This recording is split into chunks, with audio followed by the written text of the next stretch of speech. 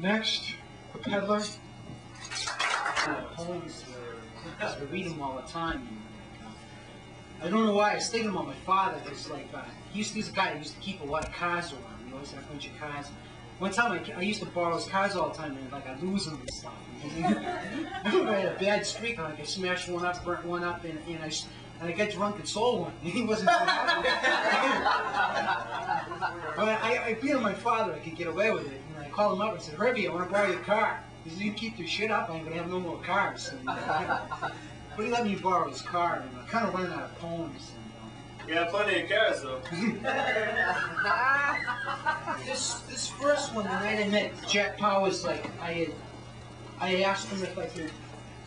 That shit.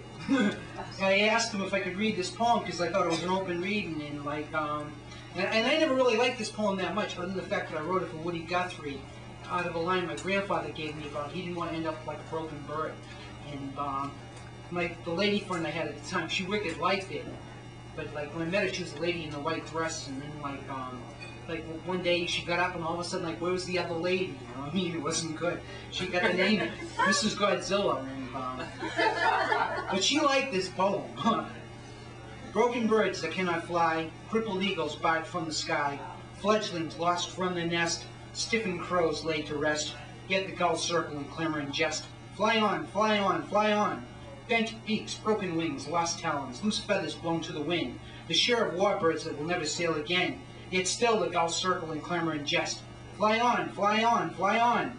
Still birds, silent birds, some with and without breath, timeless birds, mindless birds, birds who pose before vultures in a grave like rest. To them, what does it matter if the gulls circle and clamor and jest? For they have flown on, flown on, flown on.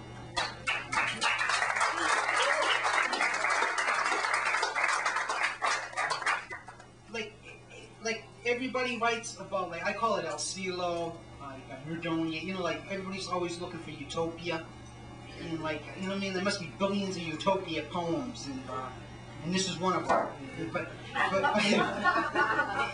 and what I try to do is work on different theories, give myself an assignment, and then try to follow it. You know what I mean? One I wrote was a poem about a dude that had all animal creature characteristics and stuff. And this one was I was working with sound a little bit. Let me tell you of a place I've been, perhaps for real, perhaps just in a dream, perhaps.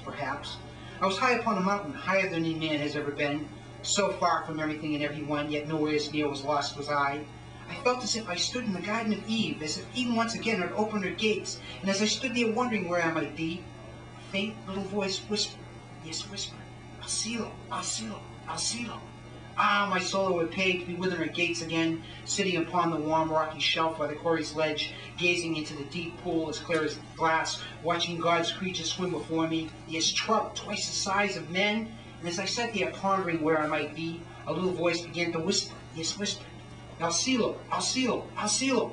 As I stood there transfixed in my awe, my eyes hungrily stealing the things that it saw, trees that seemed to wander to the sky with leaves wider than my broadest reach, the trunks descending to the stars to make a resting place for the clouds. And as I stood there wondering where I might be, a little voice began to faintly cry, yes, faintly cry, "Al cielo, al cielo, al cielo." As I stood there frozen in my passion for the things that I saw, my hands trembling, my heart boiling, my soul melting in the fire of awe, a voice began to cry, "Al cielo, al cielo, al cielo." As I stood there, my mind swirling from all it had seen, frozen remembrance, melted in awe, the birds' notes turned to angels' horns, and a voice boomed, yes, boomed, telling me where I might be. "Al cielo, al cielo, al cielo." Thundering, yes, thundering. Soon you'll return for eternity.